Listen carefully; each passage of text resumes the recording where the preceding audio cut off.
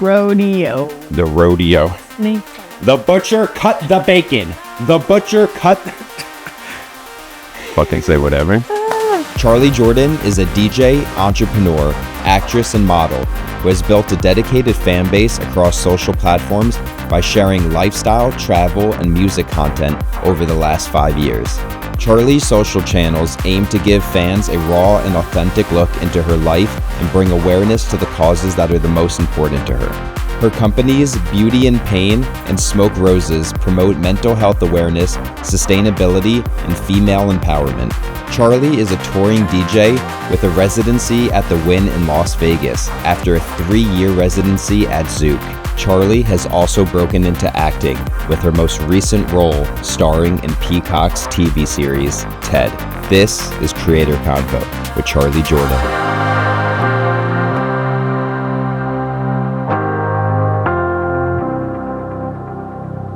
Aw, thank you for the intro. You're welcome.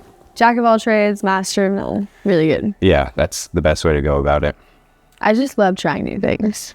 Yeah. I guess let's get into your backstory a little bit. So, Well, I mean, I know you. Yeah, let's dive deep. Yeah, just diving in. Yeah, let's dive in. I mean, I know you a little bit, but you grew up in Utah, correct? So how did you... So everybody thinks that I grew up in Utah You grew because up that's in where Vegas. I started. Yes, that's where I started my social media heavily. But I grew up in Vegas, from Vegas. So yeah, how did your high school years look like, and how did you get into content creation and ultimately end up then getting to LA? Honestly, I'm the oldest of like 7 kids. 5 in my house immediately, and I just had like a lot of time. I was very independent. So obviously got my hands on laptops at I don't know why, that was like my dad's continual gift to me. Laptop? It's like old laptops that like he didn't want anymore. Yeah. So I just had a Mac laptop when I was like 13. And obviously there's a lot of editing softwares on there that are just like easy. iMovie and GarageBand and all these like, you know, entry-level softwares that I just started fucking around on because I was bored and had time and whatever. Then I started using all the templates in iMovie. Remember the old like iMovie templates? Yeah, they had some hot transitions. like the movie trailers, like where you could like pretend to make like a... You were just like instant. I was random obsessed footage. with that, yeah. I was like using the photo booth app to film. Like I was literally I didn't have a camera. I was like holding my laptop up, like using the camera to film things. Because I lived in Costa Rica. Oh wow. I also lived in Costa Rica for 2 years growing up when I was like 11, 12. So between Vegas, Utah, and Costa Rica. Mm-hmm. Wow. Yeah. It's an eclectic Lived mix. I know. Lived in Costa Rica twice actually, and went to school there. And that's kind of also when I started like I just had my laptop with me, and whenever I was bored, I would start editing. So I started making videos there, and then middle school, I did all like the morning announcements for the school, you know. So I had like an early bird class where I'd come in and like they taught me how to use Firework. You know what that is? No, it's firework. It's just like a really old editing software, but it's more like graphing and like I don't even remember. It's just a very simple PDF software basically. So it's like slides. Cool. For the morning announcements for the school. Got it. So I would make little collages of things and come in for an hour every morning. And I took like a media class. And then in high school, I took photography for like 3 years. That's really where I started like learning how to love shooting and got knowledge for the camera, which helps me so much with modeling. So I kind of started behind the camera. And then at some point, someone was like, you should go on the other side. I was like, no. And then I did. And it was so much fun both ways. So I kind of like started really young and just kept going. And as I got older, I just got on Instagram really young, and that was the best platform to post on. But I was on Pinterest before that and MySpace. And remember when you could code your own banner on MySpace? Really good. That was artistic expression right there. But all that, like, what's like your earliest memory of like social media, I guess? I'm a little bit older than you, so I'm 35 now. I mean, I wasn't really on MySpace. I was aware of it, but I guess like early YouTube days. But like I started behind the camera, so like I was like touring with like musicians and stuff, and I didn't think to post for myself until like maybe 2013. I started uploading some stuff onto Instagram because weirdly I was like running Usher's Instagram, so I was like, maybe I should upload for myself also. But it was like, that's when just Instagram was just square photos. That's all it was. It was like, So you started on Instagram? I started on Instagram, and then I started to do YouTube after that. But yeah, and then notoriously I moved to 1600 Vine, and then I like got into the Vine space just from like meeting all the Viners. Yeah, so you were kind of a little bit, not like late to it, but I think Instagram was kind of like the final form. TikTok now is, but yeah, there were some like really early, like, obviously you were on Vine. Yeah, did you do Vine or no? I did. I wasn't big on Vine. What was your Vine content? It's just stupid shit. I think I was in middle school, so it's just like. Is that archived somewhere? No, I think Vine is Vine gone? Completely gone? It was bought by Twitter, now X, but I mean, I don't know. Elon keeps teasing he's going to bring it back, but I don't know if he will. But yeah, it was basically consumed by Twitter. Yeah, I don't know why. Like, because I had so much time, like I said, very independent. I was on MySpace, Pinterest, got into, that's why I saw like Alexis Rin and Jay Alvarez. Yeah. Then when I was like already loving taking pictures and loved traveling, I saw all their content and I was like, how are these people traveling everywhere and taking pictures? Yeah. Like, I want to do that. So, but I was supposed to go to college for track and field for hurdles. So I signed a full ride to go to Cal State Fullerton, and also simultaneously had like 100,000 followers on Instagram by the end of my senior year of high school. So I was really torn. And at this time in collegiate sports, which is not the case now, you could not be sponsored by anyone if you were like a collegiate athlete. Yeah, couldn't make money, right? Yeah. It's USATF, I think, changed to that. Yeah, that's very recent. But it was like basically they were telling me to pick, like, do social media and make money from all these deals that you're potentially gonna get, or run and be, you have to be the best in the world to get a sponsor. Yeah. So I was like, I'm gonna do this one. And I picked that and took a huge risk, and it ended up working out, which was amazing. But it definitely was very foreign, and I feel like all of us kind of just like didn't have any roadmap and just had to kind of like figure it out. Were you in LA at the time, or you're still in Vegas and stuff? I was visiting here a lot. I wasn't living here, but I wanted to live here. And then I moved here when I was 19. So LA definitely helped as far as figuring out how to like monetize everything that I was doing. But I wouldn't say it did it a lot. Like, it taught me a lot about business, taught me a lot about how to structure everything that I'm doing, and obviously met a lot of amazing people. But I feel like I still travel a lot. Like, I'm not here that much, and was doing a lot of what I was doing before I came here anyways. Yeah. So I think your first love is probably like travel, photography. Yeah. Kind of like, yeah, I know they call it like lifestyle content, but it kind of like same thing. It is, It was more like what I started with. If you go back early, yeah, definitely more nature shots, like portraits. Like, I love shooting.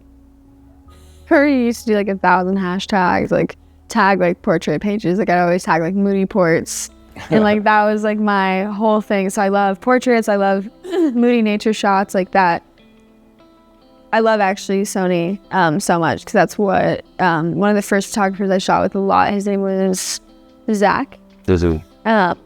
Aaliyah, and he was sponsored by Sony, and he just did the most insane editing. Like, you just have so much more editing capability with Sony. Canons look amazing, but if you know how to edit on Sony, it looks ridiculous, especially with portraits. So I love Sony, loved shooting with this other guy named Sam Elkins, and we always would do like a lot of landscape shots, especially in Utah. So I started with really just nature shots, like, and taking portraits in between the nature shots. Yeah. Or like me standing like hella far, like so far away, like really like landscape. because I had tried modeling, came to LA, got turned down by like every modeling agency out here, and then started blowing up on Instagram, and they all tried to sign me again. It was really good. Do you so how did you fall in love with music then? I'm sure you always loved it, but what made you like want to focus because would you say now that music is your main focus as opposed to like the modeling type of content creation? Or Yes. Both still, always. Yeah. But who doesn't love music? I love music so much. Yeah. It drives, especially when I started making travel videos, huge aspect of it. Like, can make or break a video, having a good song to it. So a lot of like editing, timing also goes with music cuts. And I feel like the software experience that I had from editing videos also helped a lot when I was translating over into producing music. But I also love singing and songwriting. That's something I've always really, really loved. My mom has her like master's in poetry, so growing up, my whole life, she's always reading poetry to me, and I love writing too. So I started off with production, then got into like singing and songwriting, and that's what I've been working on recently, and it's been so much fun. But music, just like anything else that I do, is just like a huge passion of mine, and I really enjoy it. Just helps me feel a lot calmer, I guess. Kind of like any other activity. It feels like a sport almost, where it's just like a release of stress. So I've always loved music, but to be able to do it as a job is like really crazy. Yeah, that is super cool, because now you're kind of mixing everything. Like you get to travel a lot because of the music. So it's like, how do you find that? What's your schedule like now? Are you finding a good work kind of life balance where it's like, oh, I'm traveling, but I'm able to enjoy while I'm traveling? I know last year you were probably pretty stressed out. Is it like more of a focus now to like enjoy the travels and stuff? Yeah, the beginning was super stressful because I'm just adapting to everything. You know how intense touring is. Like the first like couple of years, you're just like, what is going on? Yeah. I've had to cut back a little bit because I had some like, I ended up in the ER earlier this year and had some health issues. So life happens and things don't always work out. So like I had to reschedule my Japan tour last year and cut back on touring a little bit. But that's just to have that balance. And now I'm able to, like, I feel so much better. I'm able to get back out there and have like a nice balance instead of just touring like all the fucking time. Because that was killing me, especially with DJing, because there's something going on every single weekend, like all the time, like it never stops. So it was just too much. Cutting back a little bit and working on music and touring is what's important to me now. So I have an amazing new team actually that I started working with in January, which was a crazy shift, but they're helping me work on music, which I'm excited about. Yeah, that's super cool. And yeah, I guess too, it's like you started young, which is super awesome. Like you still are young. So it's like, how have you found living in LA, which can kind of be a toxic place if you don't know how to be around the right people? And obviously you've like, you know, you're mature for your age, so you've been able to like figure that out. And then also the balance between like showing yourself online and like keeping things personal. Like how do you balance all of that to stay like mentally, do you know what I mean? Because I feel like what I like talking about on this podcast too is like people don't realize how much like mental fortitude it takes and like recharge time just to be like a creative in general. Because like I feel like inherently we're kind of creatures that like need our kind of like protective space and shell in order to like recharge ourselves in order to make something creative. So it's like if you're traveling every weekend and you're in these nightlife environments and you're like trying to post content frequently and you're, you know, and like you're someone who I feel like people know you and like they may know like who you're dating, and I've been guilty of this too, of like putting it out online, and like that can get tricky. It's like, how have you juggled all of that in order to like sustain kind of this mental space where you're like, okay, I feel okay enough to like keep going, keep creating businesses, keep like DJing, doing everything, you know? Like what's that been like for you? And are you like adapting now where you're like, I'm gonna post less personal stuff now and focus on this? Like what oh yeah. I'm sure that there is a more complicated strategy in my head that I can even wrap my head around. Yeah. Just because what I've done and social media affects my entire life, it affects our entire lives. It has a lot for me. So I have a lot of like inherent things that I've picked up that I do all the time to like balance out my schedule. But for the most part, it's literally just not giving a fuck, to be honest with you. Like, I have overthought it a lot, and it's a very, like, especially just being out here in general, I feel like it's easy to be paranoid about a lot of things going on all the time. Just because people are, like, out here for blood, trying to get what they want. So it's a lot sometimes. And also with social media, it's always just been kind of like a journal or a scrapbook for me.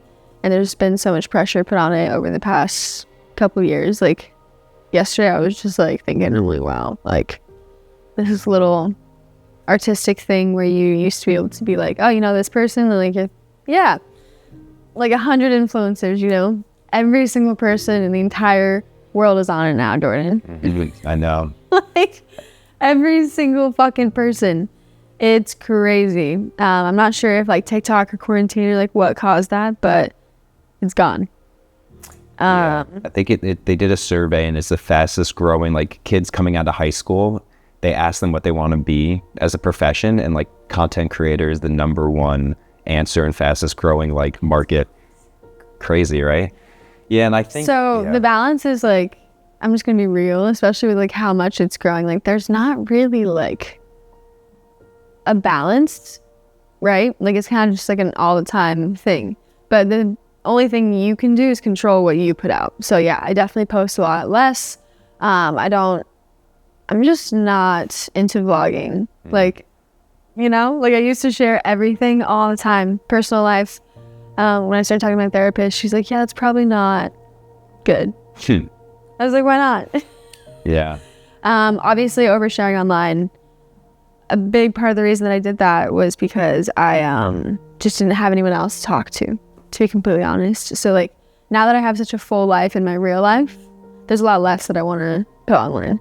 Yeah. And I want to protect that as well. Because I've seen recently, within the past year, like what helps me create balance. Like, everyone's always talking about balance, but like, I really tried hard to like meet new people and bring them into my life. People that I actually wanted to be friends with, and seeing how like my life and things that were happening with me affected the people around me was extremely validating for what I go through. And I was like, oh, like I need to be nicer to myself and protect myself more, because like, this is hard for them to be on camera. It's hard for them to be around people, taking pictures of them all the time. It's like, I like firsthand was watching what I felt like happened to me by myself happening to the people around me, just because I'm like used to it. I mean, yeah. And that was like a huge turning point for me to be like, okay, like I need to, because I don't want them to change like the way that, because not everyone can handle that shit. Yeah. Like, and I hate to say that, but it's happened with almost every single person that I've seen come out here. Like, it doesn't matter how strong you think you are. Even I went through my phase, you know, LA is like fucking brutal. So Yeah. So you have to go through that phase of like being in everything. But I just wanted to have more balance, and like, I was like, because I found myself in it, and I was like, okay, like where else am I supposed to go from here? Like, LA just doesn't have like a ceiling, like it just keeps going. So to protect myself and have balance, like I just feel like I have to surround myself with like really good people in my life. People who want to see me take care of myself, people who want to see me be healthy. And I just shoot what I want for fun, what I feel like sharing. Like, there's not this insane pressure anymore to like, you have to do this, you have to do this. Like, especially with brand deals and everything, like I tried to really stop doing brand deals actually. Because that just fucks up everything, honestly. Like, I feel like it's really, TikTok shop is just like ruining people's brains. And people aren't even wanting to go on social media anymore. So I just want to be like authentic for people. I'm trying to kind of just use my social media as an outlet again, which definitely is not like super, because for the past 5 years I have been doing like very business motivated decisions with my social media. And I just want to not do that anymore and get back to creating. So I'm really trying to have balance this year and like doing things the way that I want to do them. Because a lot of people have tried to sway the way that I post or the way that I want to do things just because I have a career with music. Yeah. Which was really rough, like, and annoying. Everyone's like telling me what I can and can't wear, what type of videos I should or shouldn't post, like what I can and can't say. Like, it just became a lot. Like it got so out of balance. You remember last year I was like, or 2 years ago I was coming to you, I was like, I just feel like I don't have control of my life right now. Yeah. Which sucked. So now I've got like full control. Yeah.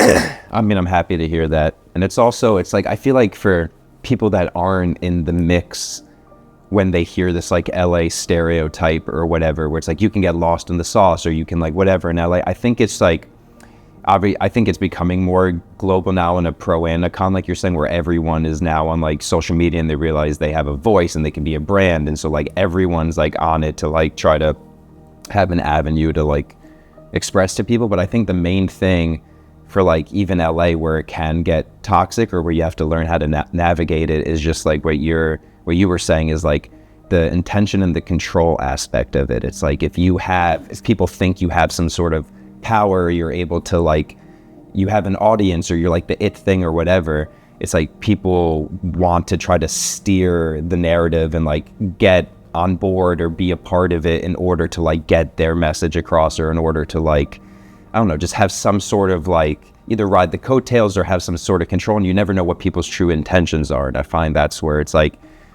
especially if you're younger and you're not used to, like you're just used to people maybe like saying what they mean, or like, I feel like here the main thing that I had to learn, and what people have to learn, is like sometimes people aren't saying what they mean, which can be very confusing, because it's like, it could be as simple as like, oh, let's get lunch tomorrow, and then you actually don't hear from them. Or it can be like, yeah, we're going to do this for you, or we're going to help you do this. But like behind the scenes, they're really trying to like, they're out for themselves, or they're trying to make decisions for themselves. And a lot of it is for financial gain, which is a bummer, because like a lot of what I like talking about on here too is like, it's weird because we're creatives at heart. So it's like that dichotomy between art and commerce is like such a struggle all the time. It's like, obviously we want to be able to live in nice houses, and we want to be able to like take care of our family, or like order food whenever we want to, or just like luxuries that it's like, you don't have to stress about like how you're paying for stuff. You know what I mean? So that's why maybe you make decisions for, yeah, I'll push this brand, or maybe I'm going to post every single day because I know it's going to allow me to bring in more revenue. But I guess for you, luckily now you're at a place where like you can make some of these like creative choices, where it's like, okay, you found DJing and you found music, where it's like, okay, now I can, you know, I know if I'm locked into like I have a residency somewhere, like I have steady income, and I don't need to be like peddling a product as much. Or if I am peddling a product, it's a product that like, it's Smoker Roses, something that I created, or like Beauty and Pain, you know? So like when it definitely takes a while to get to that point. Yeah. Sure. So how did you, because you've always had like a business acumen, and it's like you know, even when we first met, you're like, oh, I like do agency stuff, or, you know, so it's like, maybe touch on that, of how you had this kind of like business savvy, even at like, you know, your early 20s or maybe younger or whatever. And like now, what difference do you see now versus when you were younger, of like, okay, my brain is always focused on like, here's ways for me to create like financial freedom and new revenue streams, versus like, I'm just strictly focusing on like, you know, this is the music I'm going to make, or this is the cool trip I want to go on. And you know what I mean? So it's like, how did you kind of build up that kind of like business? That was it because you're like, have a lot of siblings and you're always like, all right, I got to learn how to like survive on my own, and I got to like figure out how to like carve a lane for myself? Or was there like someone who taught you all of that? And like, how are you kind of like balancing that? Because obviously you're fortunate enough where you like laid the groundwork enough where you're like, okay, I have enough revenue streams now where I don't necessarily have to be like stressed about like, I need to lock in like a retainer with a brand, or like I need a brand deal this month. So like, maybe touch on that. Yeah, because that's definitely how it used to be. I had a couple of different mentors over the past 5 or 6 years. Trying to think back. When I was not always business minded, that's for sure. I don't come from like a background where anyone was like super business savvy. My mom is an attorney, and my stepdad is an engineer, and like he does lending. So more like numbers, you know? Yeah. But business, I don't know. I just never talked to him about any of that. And so I also did sports my whole life. When I got out of high school, so I got kicked out of my house when like 4 months before I was graduating high school.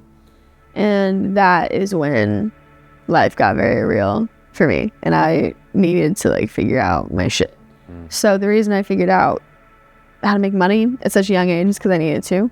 And had to, not because I necessarily like wanted to. Just forced me to grow up super fast. So I was like homeless and was couch hopping and then staying with my ex-boyfriend or boyfriend at the time, like family for a bit, and then was couch hopping again, and then I started traveling a bunch. And it's crazy, like I would go on full-blown like trips to like Hawaii or like Turks and Caicos and then come home and like not have anywhere to go. Wow. So I was posting like crazy content, but the home life was definitely not matching. So that was kind of like, I think, the whole appeal also of my Instagram at first. People were like, what the fuck's what was the original question? My train of thought got lost there. Just like, how did you start to make the decisions for like, this is how I'm going to make like revenue? Were you just watching other people posting like my branded people stuff? Who helped me do business. So yeah, sorry, I had those mentors when I was younger. Right after everything I was just talking about happened, I met this guy named Tim Sykes. He's like a crazy stock trader, penny stock trader, and he had no money, turned it into millions of dollars, and kind of like was doing these influencer trips where he started a charity called Karmagawa. You know Karmagawa, right? Yeah, Tim's great. Yeah. Interesting guy. Yeah. Amazing. Was that your first? He has so much like energy and he's so much fun. Yeah, like literally super early on, like I was 19. He reached out to a bunch of influencers that he thought were like early on and upcoming, and I had been doing so much travel content in Utah. He hit me up, kind of started mentoring me on the trips. He mentored anyone who's around me, kind of just talks about business. That's like his whole thing. So I just like took to it a lot, listened to him, like was very interested. And yeah, I fully like had not heard any social media words like engagement or like insights. Like I hadn't even looked at that shit on my Instagram. I had like 1 million followers. And I hadn't really made any money off of my Instagram. I was just doing it because I saw like the opportunity that it brought me and the amount of people that I met through it and the things that I could do. I was like, this is amazing. So regardless of the money, I had no idea what was going on. So Tim was kind of talking to me about that. And then I was also looking to move to LA at the time, and I moved to LA, and everyone in LA like only talked about social media like it was like a business. Also to the point where I actually remember storming out of the party once because I was like, did I hear someone say the fucking word engagement? What word? It's like, I'm gonna freak out. I was like, this is something that I do as like a job. It's like passionate to me and I care about so much, and it's more than just a job. It's like my fucking life. Like I travel so much, make videos all the time. I was like, this is so annoying. But that just became the norm. And so that I was dating at the time, lived here, so I ended up moving here. And being in LA is what really gave me like that business mindset, and being around so many, because I gained such a big following in such a short amount of time. It obviously caught the attention of a lot of people who were very involved in business as well. So I just ended up meeting a lot of very influential businessmen, especially out here. Like randomly, a year and a half ago, like Jordan Belfort reached out to me. Wanted to have me on his podcast, wanted to start a podcast with me. And again, Timothy Sykes, I'm trying to think of like other, Blau. He's like he was one of the first people in like the crypto space as a musician to really just absolutely crush it. And he gave me CDJs for free because he's like sponsored by Serato, because I won like DJ lessons with him in a charity auction. Oh wow.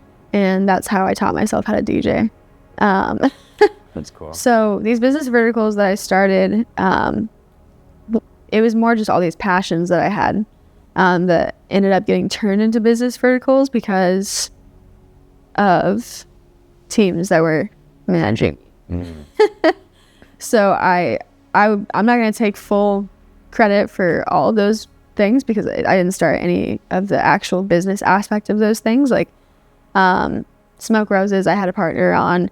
Beauty and Pain, I had a partner. Like, I'm very involved, but I didn't do those by myself. Like, I did most of the branding, most of the product creation, the storyline, the social media, the creative aspect of those brands, but someone else was doing the back end. So I just like am a very, very creative person and was constantly outputting things all the time.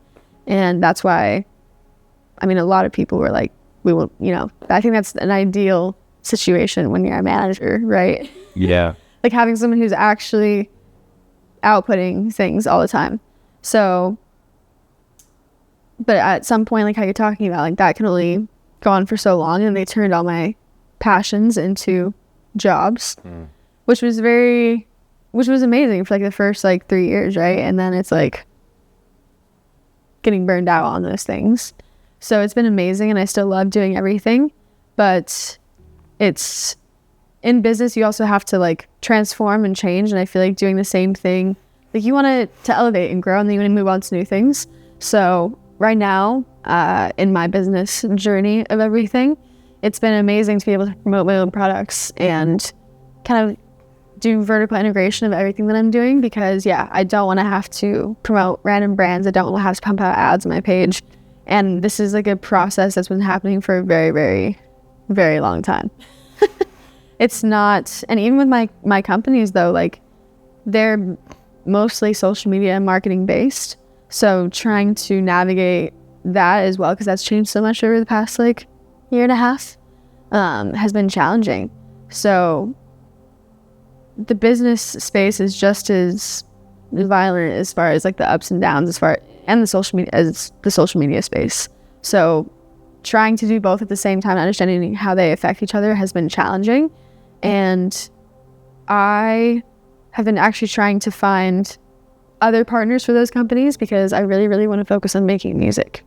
So what's really exciting is Smoke Roses, I haven't told anybody about this, but is potentially going to get bought out, which is really, really exciting. Okay.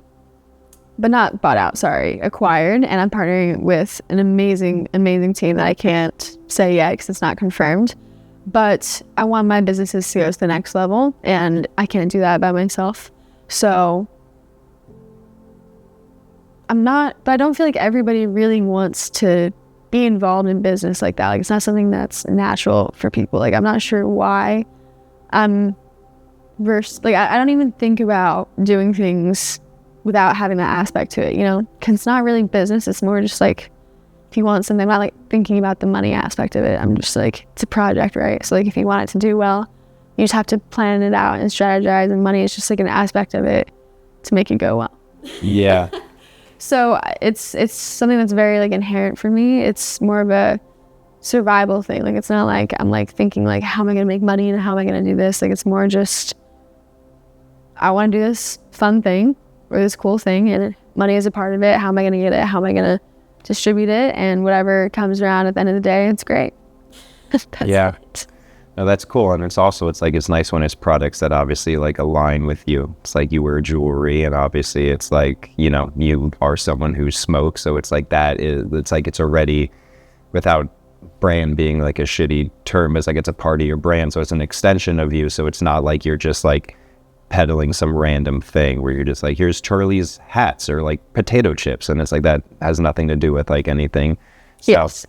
Which is really nice.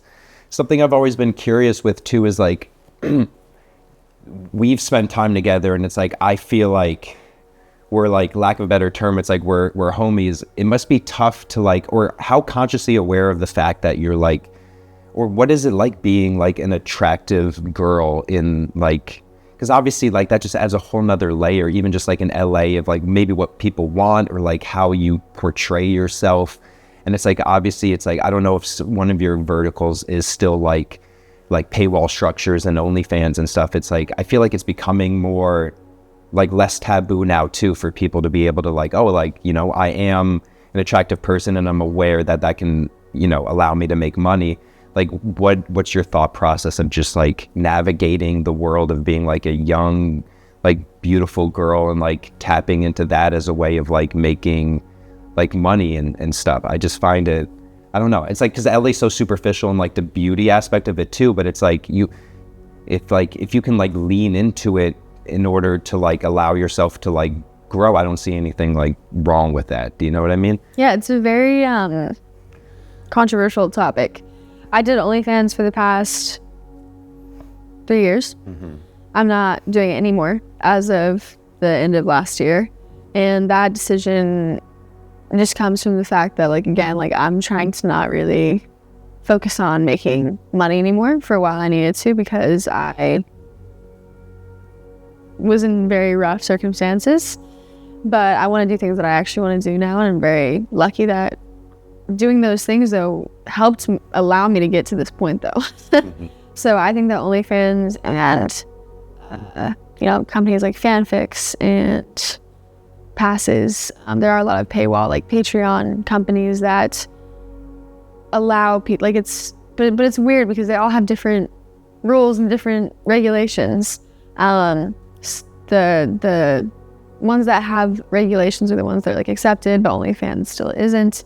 So I thought that OnlyFans was gonna be like the Passes / Fanfics of the world, but they never put regulations in place, really, unfortunately.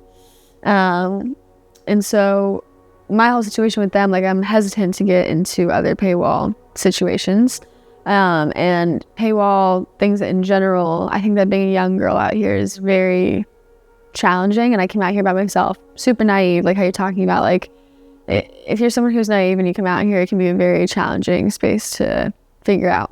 So I just didn't have anyone like really giving me input or advice on anything that was happening.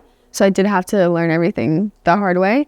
And I also made the best out of every situation that I was in, which is why I feel like I got to where I'm at right now.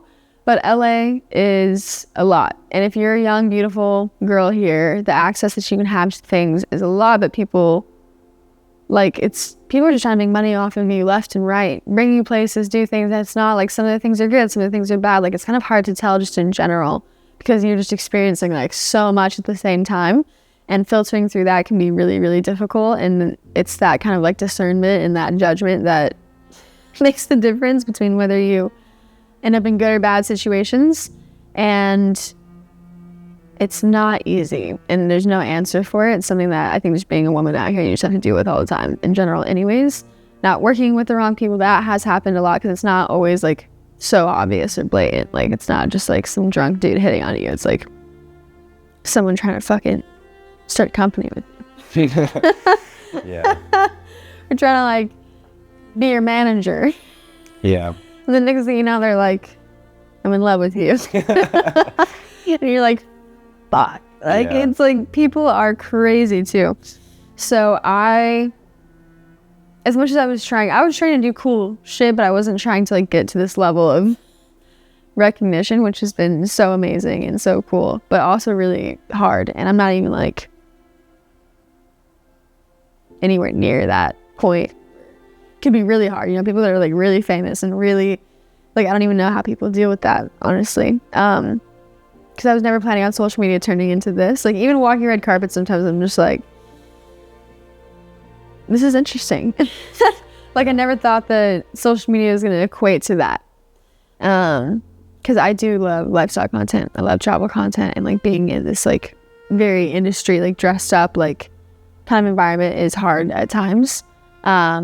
But a lot of girls love that shit. Love doing hair, love doing makeup, love getting glammed up. I love that shit. But it's just not personally for me all the time. And that's kind of like what out here is turning into. And just being a woman in general, there's a lot of pressure in the industry to be like that all the time too. So when I first came out here, like, girls are trying really, like, women out here are beautiful. Like, everywhere you go out, everywhere, there's so many beautiful women. It's crazy. Like, the ratio is like really off. Like, it's like there's so many beautiful women here, and there's just like, I feel like there's 10 women for every guy that I see. Like, it's like, that's the ratio. And it's because LA attracts cities attract a lot of women in general, and it's for that reason very wild, especially out here, just because girls are really cutthroat and it's really intense. It's not like your typical girly vibe like it could be, because there's a lot of just like competing going on. And again, everyone's so beautiful. So what I said, very hard, struggling in the industry, being a young girl, and just the environment of Los Angeles, Convo is really tough. Yeah. It's almost like high school, right? It's like, yeah. In a weird way, it's like when you, I don't know, I had this picture when I graduated high school. I'm like, that's done. But it's almost like every scenario I've been in since is basically just like a magnified weird version of high school, where it's just like, especially LA, it's like a giant popularity contest in some weird way. So it's like trying to just navigate that. And it's like, luckily I didn't care that much in high school about being like, I moved a lot when I was young also. So it's like I was used to just bouncing into new schools, and I focused more on like, I played sports, but like I was a little bit of a nerd. I cared about whatever, filmmaking and stuff. So like even now I just like, my circle's definitely, I have a lot of friends, but I'd say my inner circle is just like, my day-to-day is just like sauna, cold plunge, gym, edit, food, you know what I mean? So it's like, you can get caught up in all of that stuff, and it's fun going to all of that, like the cool parties and like being around the popular kids. But yeah, it's like, yeah, it is an interesting thing to navigate. I'm curious just on like your other avenues of like creative expression, because like obviously you got to be in the TED TV series, which is really cool. Like, do you want to keep acting more? Do you want to, I mean, I assume being like a DJ and like nightclub life might get tiring. Like, are you looking to like maybe pivot towards just like working on like albums? And like, I know you're going on a tour, so like, do you want to work on like becoming like a singer and like a more of a musician and less of a DJ? Or like, where's your head at now of like, these are the things I want to focus on as like my creative outlets moving forward? Yeah, I love DJing so much. That's my main focus right now for sure. I was working on an album, but the way that the industry is kind of like shifted, a lot of people are just releasing singles. So I'm working on a library of music, and I'm just going to release singles, which would be cool. Especially while I have this, because I didn't know when I was talking about releasing an album that I was going to get the residency access. So I want to go with singles while I have the residency to release at the club, which will be fun. Cool. And continue to work on like production, and learning how to produce is like, takes a lot. Yeah. It's like a forever developing job. So I am just going to continue to teach myself production, and I'm kind of getting to the point where I want to do production school, which would be really cool. Nice. Just kind of like take it to the next level where I would really be able to make my own music fully. I think that would be really cool. So that's my plan. But I also, as I get older, DJing nightlife has kind of, Vegas is always so special to me because I'm from Vegas, and it's just the best every time DJing there. Being in clubs a lot I'm kind of like grown out of it a little bit. So I want to play bigger venues, or not really play like nightlife as much, and focus more on getting back to making videos. I love, you saw, I was in TED and all these like music videos, like I've been dabbling in acting. So getting back into making long form video content, I really, really want to do that, whether it's my own stuff or other people's. So I'm focusing on acting and getting back into making my own content and music. Cool. And that would be on YouTube for your own stuff? Or are you going to focus on like longer YouTube videos, or you don't know? I'm not sure yet. I've been doing other people's long form content for like the past like half year. Like I was saying, those 2 music videos. My friend Evan shot like a proof of concept for Netflix, and I've been teaching myself how to get better at doing self-tapes. But for my own content, I'm not sure yet. I did YouTube videos for a while. My problem with long form content is it's hard to find someone good to work with, right? I've worked with a lot of amazing videographers over the 6 years, and it really requires like a good friendship and a good working relationship, which is hard to find both of those things. And usually if you have like a good friendship, it can cause tension from the working relationship, which affects the friendship, and it's just like this thing that I've gone through like 1,000 times. So I kind of just like want it to happen naturally. So I'm just waiting. I have a lot of friends who are super talented. My friend Ryan Butler, do you know Ryan Butler? Mm-hmm. He's kind of like young, up and coming. I'm just like waiting for, I shoot with Evan Hara a lot, but he's been getting super busy, which is amazing. And I'm not sure what that looks like, because that model of like traveling with someone one-on-one, like it works, but I've been trying to think of like a better way to do it. Like, what's a new and better way to shoot travel videos? Because it's all the other shit's been done for like a really long time, and I can't watch another Get Ready With Me, no offense, on TikTok. Love them, but I want to do something that's just like, what's the new viral travel videos? But people don't really care about travel anymore, and that's my problem, is they're not seeing it. It's not being seen in like the right way. Like, you don't get this like feeling when you're watching travel shit anymore. It's like, check out this location and this, it's 4 stars. Like, people are like reviewing shit. Yeah. Like, there's no like storytelling, and I just want to try and make something that's also going to do well, because I spent months making travel shit that just didn't perform well at all, which is also super demotivating. Like, do you just keep doing that without it performing well and like nobody's seeing it, or do you try to pivot and like make something better? Yeah, I think if you're proud of it, obviously it doesn't matter. But like, to answer your question, I think not personally, but like just work wise, like, because I think we're all trying to like do what we want to do, but also adapt it to make it perform well or for people to like it. Yeah. Because you want people to feel like they can relate to what's going on. And if you make something too out of the box, like, it's hard for people to relate. So I'm not sure why travel stuff was so like, relatable. Then all of a sudden it's not. But I really feel like it was COVID. COVID just came in and was like, JK, you're not doing shit. Yeah. Or if people see travel stuff now, they want to see like in cities, but not like super rural settings really. Or like brand trips. I think maybe less like montage related stuff and more like if you could find a way how to tap into like even narrative storytelling, or like because I think people want to see now either people speaking to the camera and like either narrating or talking while they're there, or for you what could be really cool is a way for you to like almost make it like a film or like short film, where it's like you're either acting out scenes or like there's a reason to get to the travel. Like if you did something here in LA where you're like acting out a scene or something, and then the storyline brings you to like a place, and then it's like an excuse to go into like this like showcasing your music or travel montage type of thing while in the location. But it's like there's a context and there's a storyline of like a scene to go along with it. I think could be really cool, because I think people now are just like, there's so like, you know, there's Netflix, there's so many streaming platforms now that's like people almost want to see more of this like short film narrative type of vibe, as opposed to just like, here's a bunch of beautiful shots in a place. Or if it is a bunch of beautiful shots in a place, it's like we feel like there's a context to it. So I don't know, for you maybe it could be cool to do something like that, where it's like you show off maybe some of your acting chops, or like if it's tied to your music or something, it's like, here's the story behind why we're going to this place or whatever. Storytelling. Yeah, for sure. People want to see storylines again. They don't want to see shitty TikToks. I have to go to the bathroom so bad. Pause. That's what happens when you drink a bottle of matcha. Continuity.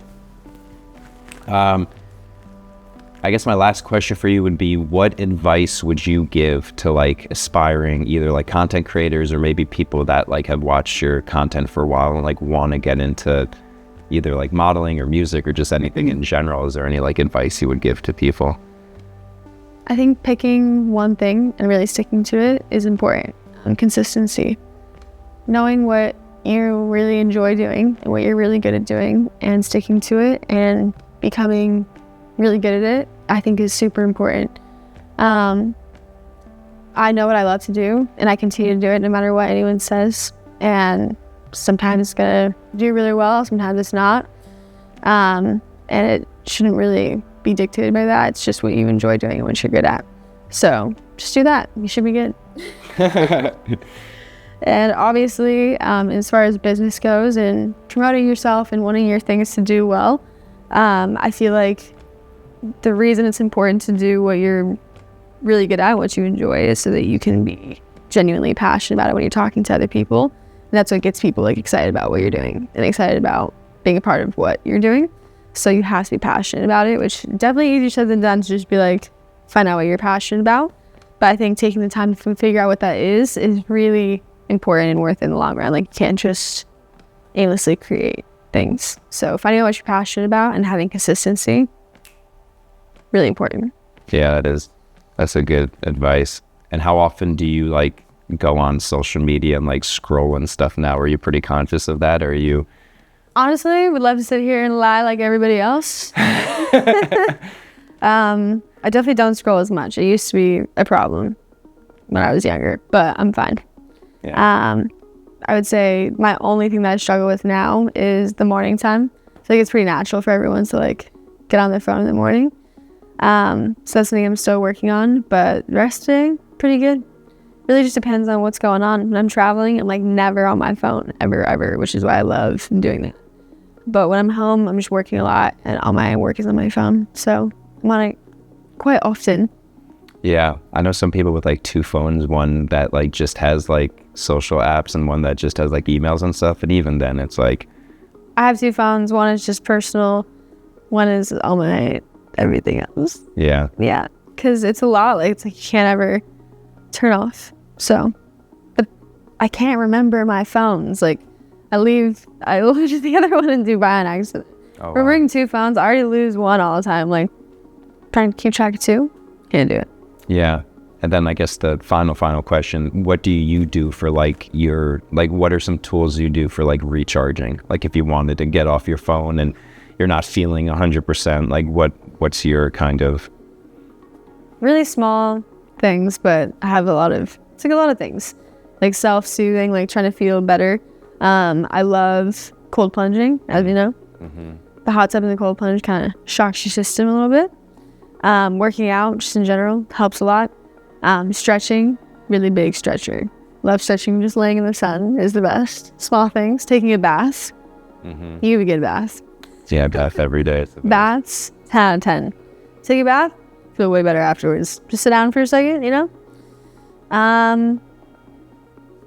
Watching like content, like movies or TV shows that I like really, that are uplifting, helps me a lot. Yeah, not watching like horror movies. Not a horror movie, no. Yeah. I watched a show called 911 and it's just paramedics, cops, and it gives me anxiety, but like I can't stop watching it. It's like real life scenarios around LA of like people getting hurt, and then like I can't stop watching it. Or, like Law & Order SVU, couldn't stop watching it growing up because it's just like that, like where it's not like fucked up enough where you like don't stop watching it, you just keep watching it because you're like, wow, this is like informative and educational, but like I'm scarred while I'm watching this. Terrible. Anyways, what were we just talking about? Recharging.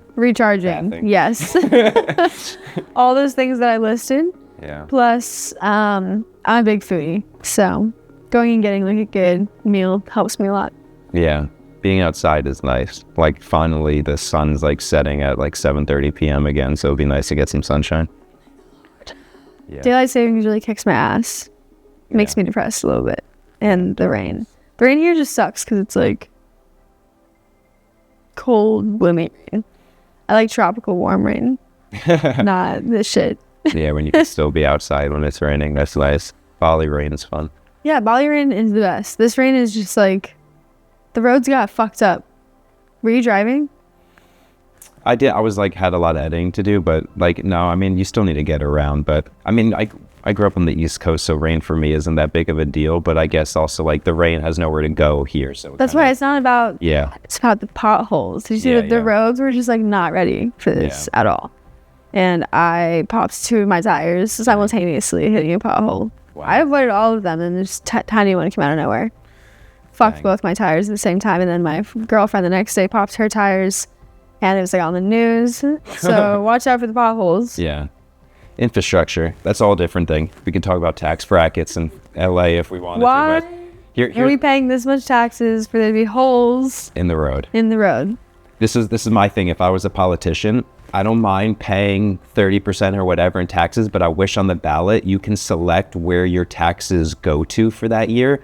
So it's like infrastructure where I'm living, so that I know they're gonna fix the roads or whatever, or it's like healthcare. It's like I know my healthcare is gonna be covered for that year because you're taking my 30% of income or whatever. I just wish it was like almost like you can elect 2 categories or something as opposed to like you're taking my taxes or my money and I have no idea where it's going to. It's like, I wish we had like, you know, universal free education for like colleges, or like free health, or you know what I mean, universal health care, or just better infrastructure in general. That'd be interesting to see what people pick. Yeah, right? If there's at least like 10 things on the ballot and you can pick 2. But anyway. California politicians, listen. Yeah, Gavin Newsom. But anyway, thank you for being here. Thank you for having me. Luckily it wasn't a long drive, but I didn't bore you guys with my story. Never.